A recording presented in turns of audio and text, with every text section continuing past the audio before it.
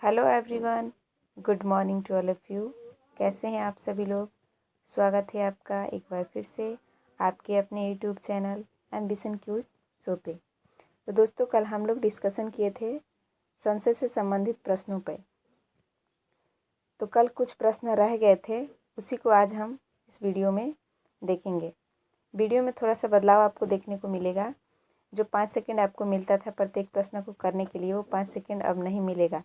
हाँ, 1-2 सेकंड ज़रूर मिलेगा ताकि आप इसका आंसर सोच सको, क्योंकि समय ज़्यादा लग जाता है। इतने में हम इस प्रश्न को समझ लेंगे अच्छे से और हमारे समय का बचत भी हो जाएगा। तो आइए स्टार्ट करते हैं वीडियो को। देखते हैं पहला प्रश्न। तो दोस्तों, पहला क्वेश्चन है, लोकसभा की प्रथम बैठक कब हुई थी। ऑप्शन ए में है 3 अप्रैल 1952, बी में 13 अप्रैल 1951, सी में 6 मई 1952 और डी में 13 मई 1952।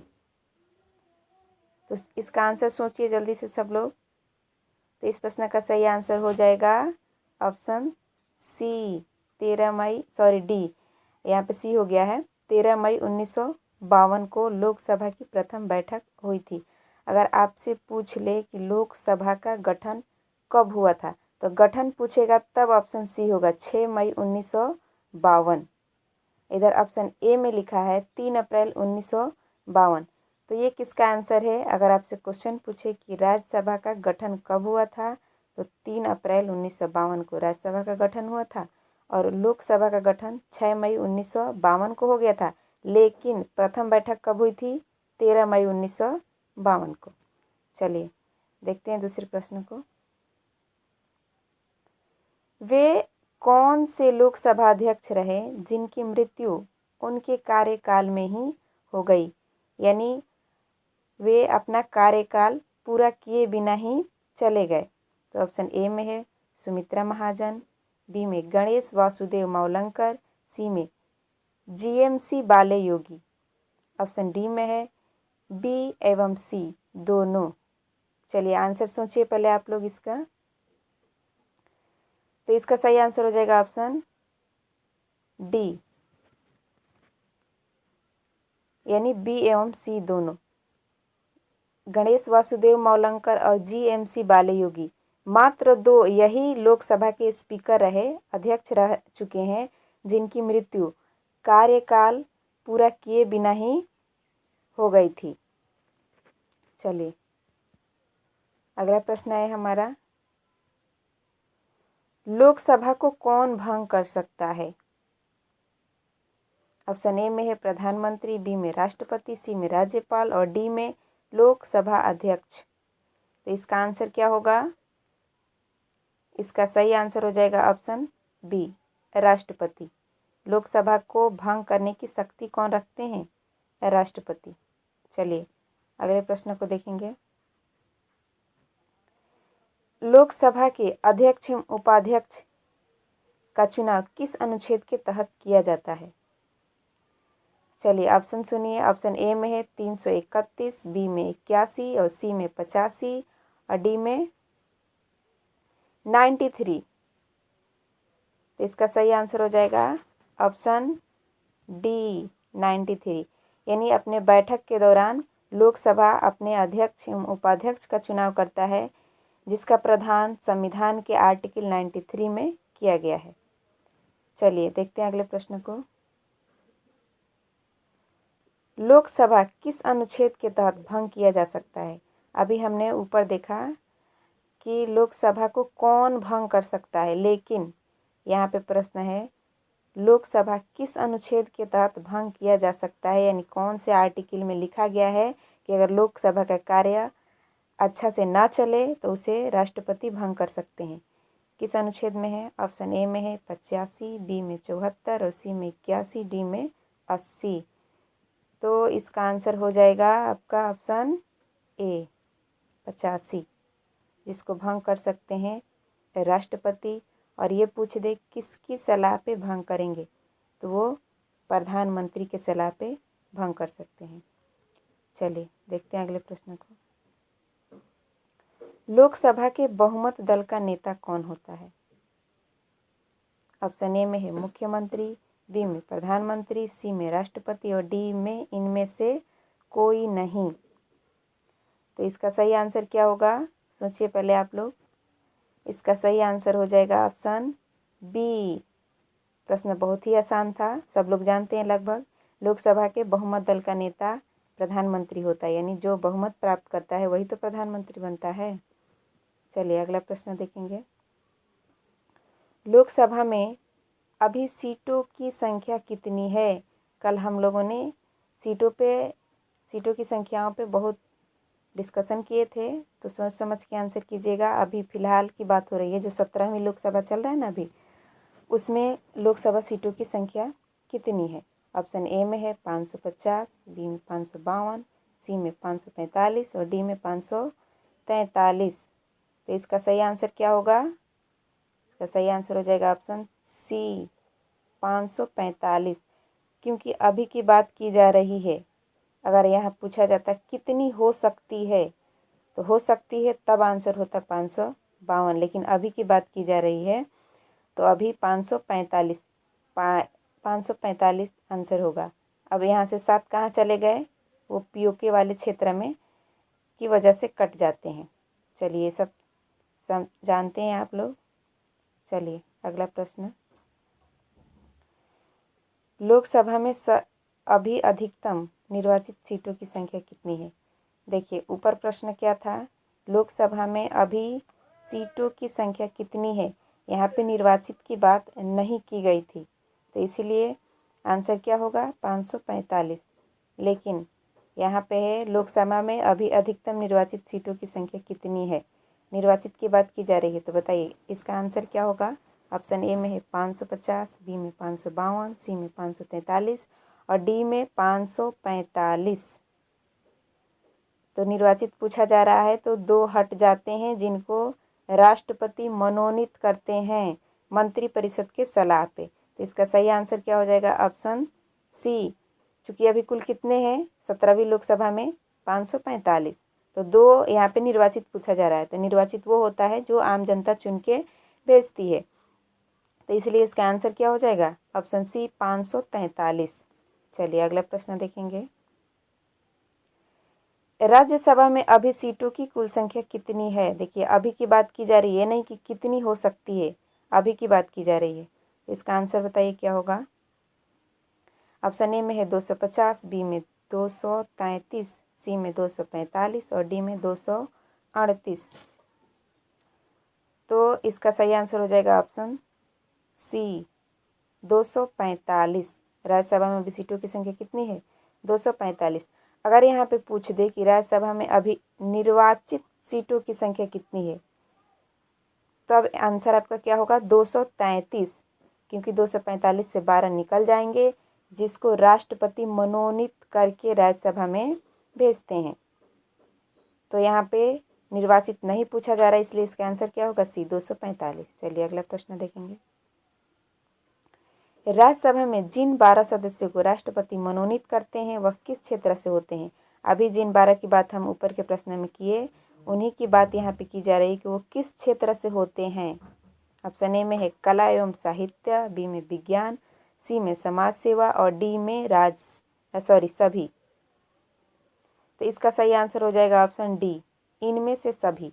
यानी या तो वो कला एवं साहित्य से भी हो सकते हैं, विज्ञान से भी हो सकते हैं, समाज सेवा से भी हो सकते हैं इन 12 सदस्यों में। अब कला में खेल भी आ जाता है, अब विज्ञान मतलब वैज्ञानिक भी हो सकते हैं, और सी में समाज सेवा, यानी जो समाज के लिए अच्छा कार्य किया हो, नाम कमाया हो, वो व्यक्ति राज्यसभा में मनोनयन के द्वारा राष्ट्रपति के जरिए जा सकता है।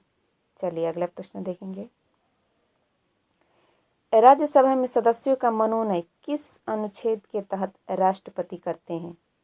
चलिए इसको हम कल समझाए थे किसी दूसरे प्रश्न में, लेकिन इसका आंसर आप लोग करिए पहले। ऑप्शन ए में है 331, बी में 80 का 3 और सी में 80 और डी में 93। चलिए इसका आंसर दीजिए। इसका सही आंसर हो जाएगा ऑप्शन बी 80 का 3। अगला प्रश्न देखेंगे। राज्यसभा के सभापति का कार्यकाल कितने वर्ष का होता है? इस क्वेश्चन को हम जाने कितनी बार पढ़ चुके हैं। चलिए इसका आंसर कीजिए। ऑप्शन ए में है 5 वर्ष, बी में 6 वर्ष, सी में 2 वर्ष और डी में इनमें से कोई नहीं। तो सबसे पहले ये बताइए कि राज्यसभा के सभापति होते कौन हैं? उपराष्ट्रपति होते हैं ना, तो उनका कार्यकाल कितना होता है? 5 वर्ष। तो यहाँ चिंता का विषय नहीं है, हम उपराष्ट्रपति के कार्यकाल को ही लगाएंगे क्योंकि वही तो राज्यसभा के सभापति होते हैं या अध्यक्ष होते हैं। तो आंसर 5 वर्ष होगा। चलिए देखते हैं अगले प्रश्न को। राज्यसभा के उपसभापति का कार्यकाल कितने वर्ष का होता है? अभी हमने सभापति ऊपर पढ़ा, ये उपसभापति है, तो इसका आंसर क्या होना चाहिए? ऑप्शन ए में है 2 वर्ष, बी में 5 वर्ष, सी में 6 वर्ष, डी में अस्थाई। तो राज्यसभा के सदस्यों का कार्यकाल कितना वर्ष का होता है? कल हम लोग ने पढ़ा था 6 वर्ष। तो चूंकि उपसभापति जो होते हैं राज्यसभा के सदस्य ही होते हैं, इसलिए इसका आंसर क्या हो जाएगा? ऑप्शन सी 6 वर्ष। अब यहाँ पे आप लोग 2 वर्ष नहीं लगा सकते। क्यों नहीं लगा सकते हैं? क्योंकि 2 वर्ष पे 1/3 सदस्य हटते हैं, उनका कार्यकाल 6 वर्ष नहीं होता है, वो सिर्फ 2 वर्ष पे 1/3 हटते हैं जो 6 वर्ष अपना पूरा कर चुके होते हैं। चलिए अगले प्रश्न को देखेंगे। संसद का कौन सा सदन अस्थाई होता है? प्रश्न बहुत ही आसान है, कन्फ्यूजन वाला है, थोड़ा सा समझ के आंसर करिएगा तो गलत नहीं होगा। चलिए पहला ऑप्शन है प्रथम सदन, बी में जनता का सदन, सी में निम्न सदन और डी में ऊपरी हाउस या उच्च सदन। कल हमने संसद के दोनों सदनों के 3 एक्स्ट्रा नाम जाना था, तो इसका सही आंसर क्या होगा? इसका सही आंसर होगा आपका ऑप्शन डी, ऊपरी हाउस या उच्च सदन। यानी ऊपरी हाउस या उच्च सदन राज्यसभा को ही कहते हैं और राज्यसभा ही संसद का अस्थाई सदन होता है। और ऊपर के 3 नाम, प्रथम सदन, जनता का सदन, निम्न सदन, ये तीनों ही नाम लोकसभा का अन्य नाम है। चलिए अगला प्रश्न देखेंगे। राज्यसभा को कौन भंग कर सकता है? ऑप्शन ए में है राष्ट्रपति, बी में प्रधानमंत्री, सी में राज्यसभा के सभापति और डी में भंग नहीं किया जा सकता है। क्वेश्चन बहुत ही आसान है, सोच समझ के आंसर करिएगा तो गलत होगा ही नहीं। चलिए ऑप्शन ए में है राष्ट्रपति, बी में प्रधानमंत्री, सी में राज्यसभा के सभापति और डी में भंग नहीं किया जा सकता है। तो अभी हम जाने कितनी बार सुन चुके कि राज्यसभा क्या होता है? अस्थाई सदन होता है। तो आंसर क्या होना चाहिए? ऑप्शन डी, भंग नहीं किया जा सकता है। चलिए देखेंगे अगले प्रश्न को। लोकसभा अध्यक्ष के मत को क्या कहा जाता है? चलिए लोकसभा के अध्यक्ष के मत को क्या कहा जाता है? ऑप्शन ए में विशेष मत, बी में साधारण मत, सी में निर्णायक मत और डी में इनमें से सभी। तो इसका सही आंसर क्या होगा? चलिए ऑप्शन सी, निर्णायक मत। अब निर्णायक मत की जरूरत कब पड़ती है? यानी जब मान लीजिए लोकसभा चुनाव के लिए 2 प्रतिनिधि खड़े हुए और दोनों ने ही वोटिंग्स कितने प्राप्त किए? 50% प्राप्त कर लिए। तो उस समय चूँकि लोकसभा के में बहुमत दल का नेता जो होते हैं वही प्रधानमंत्री बनते हैं, तो उस समय जब दोनों ने 50% ऑब्जर्व किए तो उस समय कौन बनेगा? प्रधानमंत्री। समस्या खड़ा होता है। तो इसीलिए लोकसभा अध्यक्ष जो होते हैं अपना मत निर्णायक मत के रूप में देते हैं। अब वो जिनके पक्ष में देंगे उनकी सरकार बनेगी। चलिए देखते हैं अगले प्रश्न को। राष्ट्रपति के चुनाव में कौन से सदस्य भाग लेते हैं? ऑप्शन ए में है राज्यसभा के सदस्य, बी में लोकसभा के सदस्य, सी में संसद के दोनों सदनों तथा विधानसभा के निर्वाचित सदस्य, डी में केवल लोकसभा के सदस्य। तो इसका आंसर क्या होना चाहिए? इसका आंसर होगा ऑप्शन सी, राज्यसभा के दोनों सदनों एवं विधानसभा के निर्वाचित सदस्य। देखिए यहाँ फिर से निर्वाचित लग गया। निर्वाचित लगने का मतलब कि संसद में जो राष्ट्रपति मनोनीत करते हैं 14 सदस्यों को, लोकसभा में 2 एंग्लो इंडियन और राज्यसभा में 12 एक्सपर्ट्स जो विज्ञान, समाज सेवा, कला एवं साहित्य से होते हैं, वो राष्ट्रपति के चुनाव में भाग नहीं लेते हैं। क्यों नहीं लेते हैं? क्योंकि राष्ट्रपति खुद उन्हें मनोनीत करते हैं। तो इसीलिए यहाँ पे इसका आंसर क्या होगा? संसद के दोनों सदनों तथा विधानसभा के निर्वाचित सदस्य, विधानसभा के भी निर्वाचित सदस्य राष्ट्रपति के चुनाव में भाग लेते हैं। चलिए अगला प्रश्न देखेंगे। उपराष्ट्रपति के चुनाव में कौन भाग लेते हैं? ऑप्शन ए में है लोकसभा के सदस्य, बी में राज्यसभा के सदस्य, सी में विधानसभा के सदस्य और डी में संसद के दोनों सदनों के सभी सदस्य। तो इसका आंसर क्या होगा? सोचिए पहले आप लोग। इसका सही आंसर हो जाएगा आपका ऑप्शन डी, संसद के दोनों सदनों के सभी सदस्य। यहाँ पे वो सदस्य भी भाग लेते हैं जो राष्ट्रपति मनोनीत करते हैं, इसीलिए यहाँ पे निर्वाचित ना लगा के क्या लिखा गया है? संसद के दोनों सदनों के सभी सदस्य। देखेंगे अगले प्रश्न को। 19 नंबर प्रश्न है, लोकसभा की कार्यवाही चलाने के लिए कुल कितने सदस्यों का होना आवश्यक है? यानी लोकसभा में कितने सदस्य उपस्थित होंगे तो लोकसभा का कार्यवाही शुरू हो सकता है? चलिए ऑप्शन ए में है 1/10, बी में 2/3 और सी में 1/3, डी में लोकसभा के सभी सदस्यों का उपस्थित होना आवश्यक है। तो 1/10 यानी कुल सदस्यों का 1/10 और बी में कुल सदस्यों का 2/3 और सी में कुल सदस्यों का 1/3। तो इसका सही आंसर क्या होगा? ऑप्शन ए, सभी सदस्यों का 1/10 सदस्य अगर सदन में उपस्थित हो तो सदन की कार्यवाही शुरू किया जा सकता है। इस प्रश्न को कई बार इस तरह से पूछ लिया जाता है कि लोकसभा में कोरम पूर्ति के लिए कितने सदस्यों का होना आवश्यक है। तो इस प्रश्न का भी आंसर, क्योंकि क्वेश्चन सेम ही है, बस लैंग्वेज बदल गया है, तो आंसर उसका भी क्या होगा? कोरम पूर्ति पूछे तो उसका भी आंसर 1/10 ही होगा। चलिए वीडियो का आखिरी प्रश्न, राज्यसभा के कितने सदस्य प्रति 2 वर्ष पर सेवानिवृत्त हो जाते हैं? यानी वे सदस्य जिन्होंने अपने 6 वर्ष पूरे कर लिए वो प्रति 2 वर्ष पे क्या होते हैं? सेवानिवृत्त हो जाते हैं। तो बताइए कितने सदस्य होते हैं? ऑप्शन ए में है 2/3, बी में 1/3, सी में 1/4 और डी में सभी सदस्य एक ही साथ सेवानिवृत्त हो जाते हैं प्रति 2 वर्ष पे। चलिए इसका आंसर क्या होगा? इस प्रश्न को हमने कल पढ़ा भी था बहुत अच्छे से, तो इसका सही आंसर होगा आपका ऑप्शन बी, 1/3 सदस्य प्रति 2 वर्ष पे सेवानिवृत्त हो जाते हैं जो अपना 6 वर्ष पूरा कर चुके हैं। चलिए ये था वीडियो का आखिरी प्रश्न। उम्मीद करते हैं सभी प्रश्न आपको अच्छे से समझ में आए होंगे।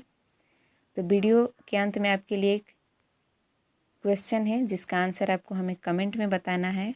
तो चलिए क्वेश्चन आज का ये है कि लोकसभा एवं राज्यसभा में सर्वाधिक प्रतिनिधि किस राज्य से आते हैं? यानी लोकसभा एवं राज्यसभा में सर्वाधिक प्रतिनिधि कौन राज्य भेजता है? इसका आंसर आपको हमें कमेंट में देना है और ये भी बताना है कि आज के वीडियो में आपने कुल कितने प्रश्नों का आंसर सही किया। बहुत बहुत धन्यवाद। मिलते हैं अगले वीडियो में, तब तक के लिए बाय।